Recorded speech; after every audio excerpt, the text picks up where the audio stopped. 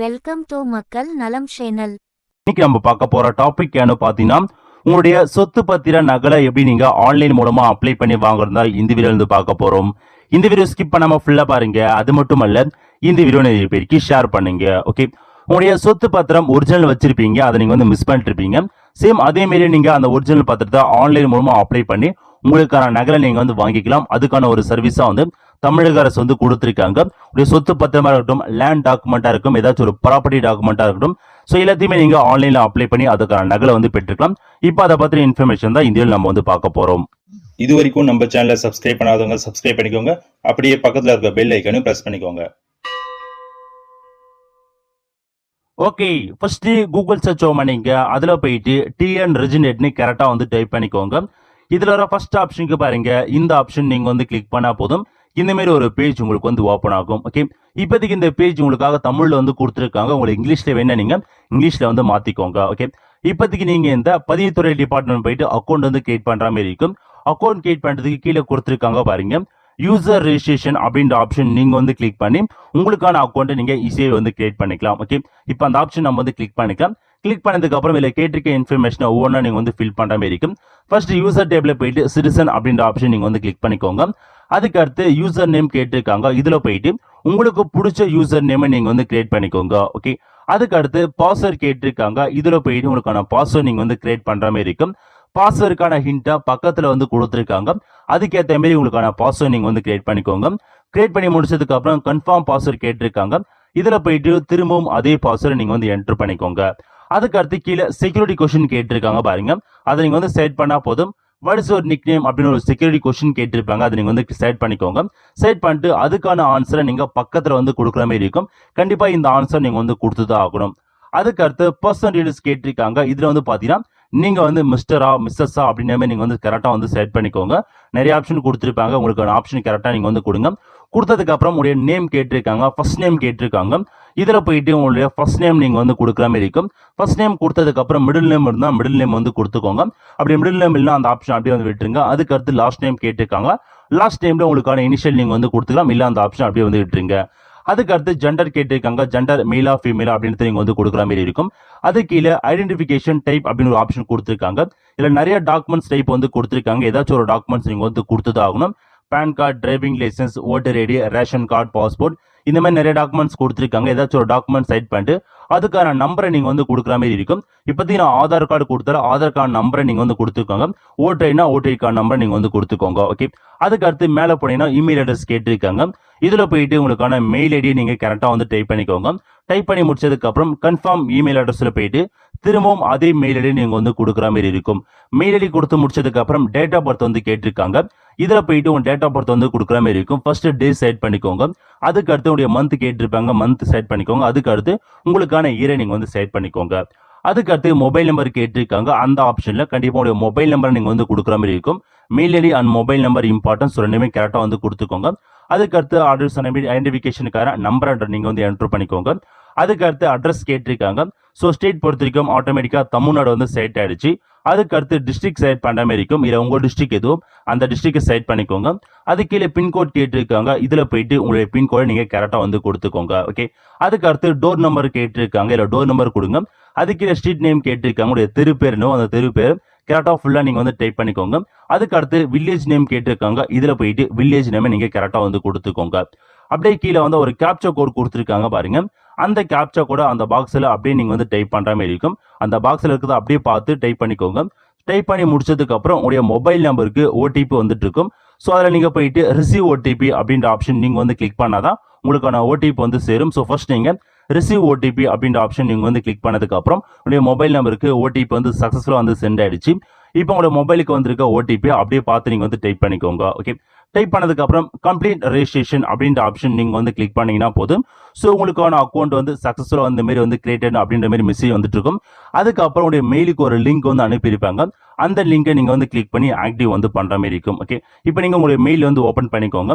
இந்த மாதிரி ஒரு லிங்க் வந்து கொடுத்துருக்காங்க பாருங்க, அந்த லிங்கை நீங்க வந்து கிளிக் பண்ணா போதும் ஆட்டோமேட்டிக்கா ஒரு பேஜ் ஓப்பன் ஆகி ரீலோட் ஆகிட்டு உங்களுக்கான மெயில் வந்து ஆக்டிவேஷன் ஆயிடுச்சு. அக்கௌண்ட் வந்து பார்த்தா சக்சஸ்ஃபுல்லா வந்து கிரியேட் ஆயிடுச்சு. இதுக்கப்புறம் நீங்க சைன் இன் அப்படின்ற ஆப்ஷன் கிளிக் பண்ணி லாகின் வந்து பண்ணிக்கலாம். ஓகே, ஸோ இப்போ ஃபர்ஸ்ட் வந்து பார்த்தா லாகின்ல போயிட்டு யூசர் நேம் கேட்டிருக்காங்க. நீங்க எந்த யூசர் நேம் கொடுத்தீங்களோ அந்த யூசர் நேமை கரெக்டாக வந்து டைப் பண்ணிக்கோங்க. அதே மாதிரி ஒரு பாஸ்வேர்டு வந்து கிரியேட் பண்ணிருப்பீங்க, அந்த பாஸ்வேர்டை கரெக்டாக வந்து கொடுத்துக்கோங்க. கொடுத்ததுக்கு அப்புறம் கீழே இருக்கு பாருங்க அந்த கேப்சாவை அப்படியே பார்த்து நீங்க வந்து டைப் பண்ணிக்கோங்க. ஓகே, ஸோ கேப்சா டைப் பண்ணி முடிச்சதுக்கு அப்புறம் சைன் இன் அப்படின்ற ஆப்ஷன் நீங்க வந்து கிளிக் பண்ணா போதும். இந்த மாதிரி சைன் ஆயிட்டு உங்களுக்கான டேஷ்போர்டுக்குள்ள இப்போ சக்சஸ்ஃபுல்லா நம்ம லாகின் வந்து பண்ணியாச்சு. ஓகே, ஃபர்ஸ்ட் இதுல போயிட்டு மேல கொடுத்துருக்காங்க பாருங்க மின்னணு சேவைகள், அந்த ஆப்ஷன் நீங்க வந்து கிளிக் பண்ணதும் அப்படியே கீழே வந்தா சான்றளிக்கப்பட்ட நகல்னு இருக்கும். அதுக்கு பக்கத்துல போயினா கடைசியா கொடுத்துருக்காங்க பாருங்க தேடல் மற்றும் சான்றளிக்கப்பட்ட நகல் விண்ணப்பிக்க அப்படின்ற ஆப்ஷன் நீங்க வந்து கிளிக் பண்ணா போதும். இந்த மாதிரி ஒரு பேஜ் உங்களுக்கு வந்து ஓப்பன் ஆகும். ஓகே, இதுல ஃபர்ஸ்ட் ஆவண வகைப்பாடு வந்து கேட்டிருப்பாங்க. அதை நீங்க வந்து செலக்ட் பண்ணதும் ஃபர்ஸ்டே கொடுத்துருக்காங்க பாருங்க சொத்து சம்பந்தப்பட்ட ஆவணம் அப்படின்ற ஆப்ஷன் நீங்க வந்து கிளிக் பண்ணிக்கோங்க. கிளிக் பண்ணி முடிச்சதுக்கு அப்புறம் ஆவண எண் வந்து கேட்டிருக்காங்க. டாக்குமெண்ட் நம்பரை நீங்க வந்து கொடுக்குற மாதிரி இருக்கும். நீங்க பழைய பத்திரம் ஜெராக்ஸ் ஏதாச்சும் வச்சீங்கன்னா அதுல உங்களுக்கான டாக்குமெண்ட் நம்பர் இருக்கும். அந்த நம்பரை நீங்க அப்படியே என்டர் பண்ணிக்கோங்க. இன்கேஸ் பழைய பத்திரம் இல்ல டாக்குமெண்ட் நம்பர் தெரியல நீங்க வந்து வில்லங்க சான்று எடுக்கணும், ஈஸி வந்து எடுக்கணும். எப்படி வில்லங்க சான்று எடுக்கிறது நம்ம சேனல் வீடியோ வந்து போட்டிருக்கும், அதுக்கான லிங்க் நான் டிஸ்கிரிப்ஷன் வந்து கொடுத்துறேன். அதை பார்த்து நீங்க வில்லங்க சான்று வந்து எடுத்துக்கோங்க. அந்த வில்லங்க சான்றுல உங்களுக்கான டாக்குமெண்ட் நம்பர் தெளிவாக வந்து கொடுத்துருப்பாங்க. ஓகே, ஸோ ஜஸ்ட் உங்களுடைய சர்வே நம்பர் சப்டிஷன் நம்பர் கொடுத்து ஈஸியாக வில்லங்க சான்று நீங்க வந்து எடுத்துக்கலாம். இந்த மாதிரி ஒரு ஈஸி உங்களுக்கு வந்து ஓப்பன் ஆகும். இதுல கொடுத்துருக்காங்க பாருங்க டாக்குமெண்ட் நம்பர் அண்ட் இயர் கொடுத்துருப்பாங்க. அதே மாதிரி ஆவண எண் மற்றும் அதுக்கான ஆண்டு கீழே கொடுத்துருக்காங்க பாருங்க. ஸோ இதான் உங்களுக்கான டாக்குமெண்ட் நம்பர். பக்கத்துல நீங்க எப்ப ரெஜிஸ்டர் பண்ணீங்களோ அதுக்கான இயர் உங்களுக்காக வந்து மென்ஷன் பண்ணிருப்பாங்க. ஓகே, ஒரு வில்லங்க சான்றுல நிறைய டாக்குமெண்ட் நம்பர் வந்து கொடுத்துருப்பாங்க. ஏன்னா ஒரு சர்வே நம்பர்ல நிறைய டிரான்சாக்ஷன் வந்து நடந்திருக்கும். ஒரு நபருக்கு வந்து வித்திருப்பாங்க, ஒருத்தர் வாங்கியிருப்பாங்க, இல்லை வந்து பார்த்தா டிரான்ஸ்ஃபர் பண்ணிருப்பாங்க. இந்த மாதிரி எக்கச்சக்கமா வந்து டாக்குமெண்ட் நம்பர் இருக்கும். அதாவது உங்க நேம்ல எது இருக்கோ அது உங்களுக்கு பக்கத்துல நேம் கரெக்டா இருக்கும். அந்த நேமுக்கு நேரம் உங்களுக்கான டாக்குமெண்ட் நம்பர் கொடுத்துருப்பாங்க.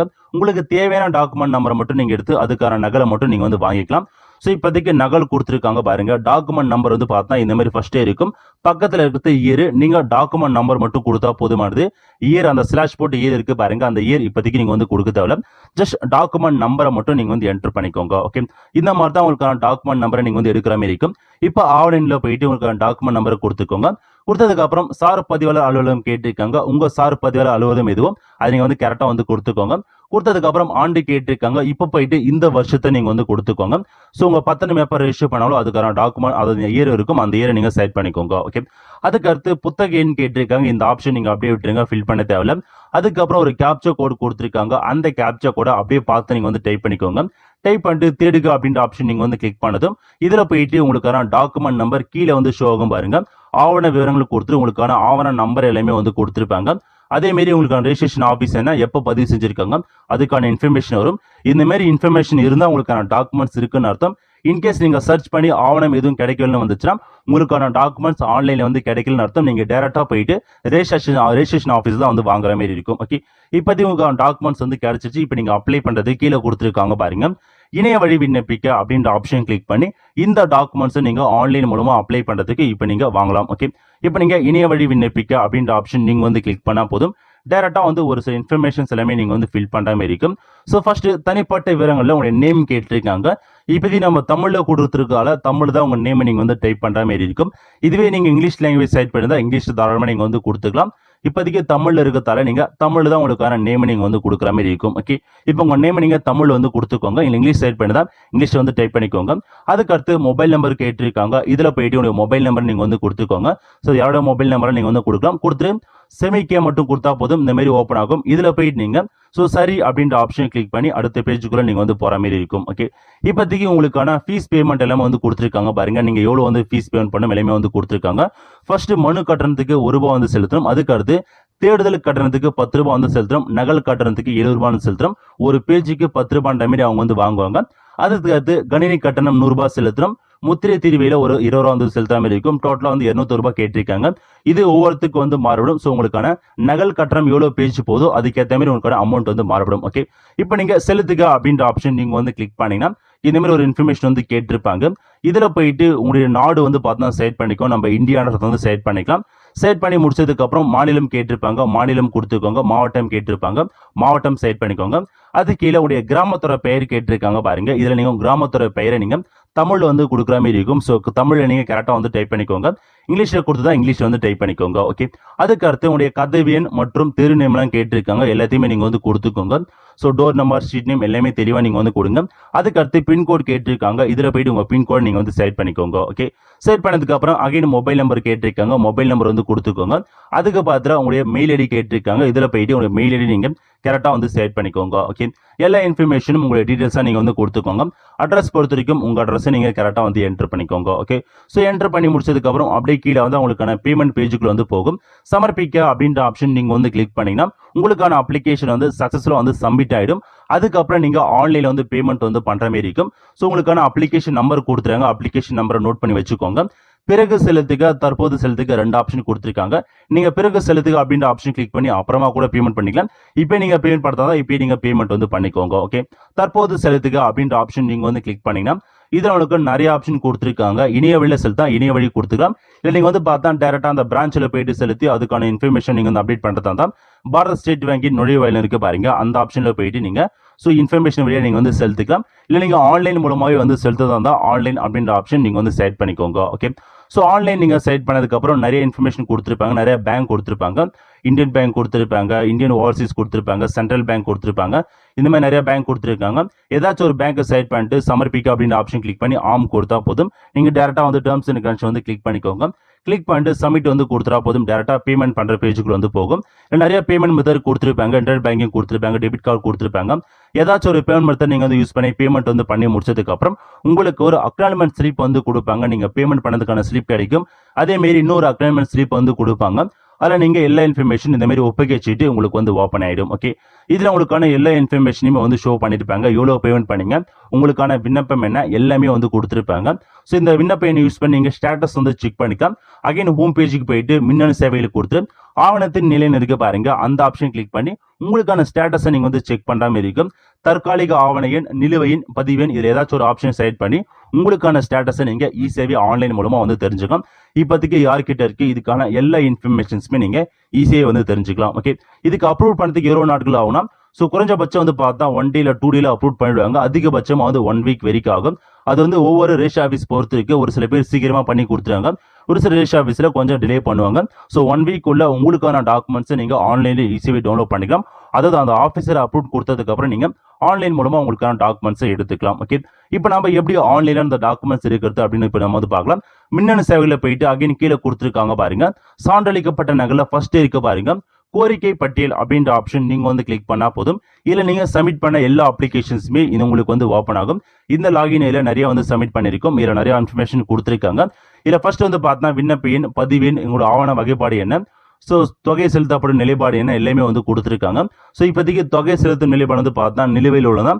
நீங்கள் இன்னும் பேமெண்ட் வந்து பண்ணாமல் இருக்கீங்க அப்படின்றத அர்த்தம். ஸோ இன்னும் நீங்கள் பேமெண்ட் பண்ணால் மட்டும் தான் உங்களுக்கான அப்ளிகேஷன்ஸ் வந்து கன்ஃபார்ம் வந்து ஆகும். ஓகே, ஸோ அதுக்கு அடுத்து வந்து பார்த்தா விண்ணப்பம் வந்து உருவாக்கப்பட்டது, ரீவெரிஃபிகேஷன் இருக்கும். நீங்கள் பேமெண்ட் பண்ணாமல் இருந்தால் இந்த மாதிரி இன்ஃபர்மேஷன் உங்களுக்கு வந்து ஓப்பன் ஆகும். ஸோ அதுக்கு அடுத்து கீழே கொடுத்துருக்காங்க பாருங்க, செலுத்தப்பட்டது, உங்களுக்கான பேமெண்ட் வந்து செலுத்தியாச்சு, பதிவிறக்கம் அப்படின்ற ஒரு ஆப்ஷன் கொடுத்துருப்பாங்க. அந்த ஆப்ஷன் நீங்க வந்து கிளிக் பண்ணினா உங்களுக்கான சொத்து பத்திரத்துக்கான நகலை நீங்க டவுன்லோட் வந்து பண்ணிக்கலாம். பதிவிறக்கம் அப்படின்றது வந்துருச்சுன்னா உங்களுக்கான டாக்குமெண்ட்ஸ் வந்துருச்சுன்னு அர்த்தம். அதை நீங்க வந்து கிளிக் பண்ணதும் ஒரு டாக்குமெண்ட் மாரி பிடிஎஃப் உங்களுக்கு வந்து டவுன்லோட் ஆகும். அந்த பிடிஎஃப் நீங்க ஓப்பன் பண்ணா போதும். ஸோ இந்த மாதிரி ஒரு இன்ஃபர்மேஷன்ஸ், இந்த மாதிரி ஒரு டாக்குமெண்ட்ஸ் உங்களுக்கு வந்து ஓப்பன் ஆகும். இதை வந்து பார்த்தா சொத்து பத்திர நகல், இது பழைய பத்திரமா கொடுத்துருக்காங்க.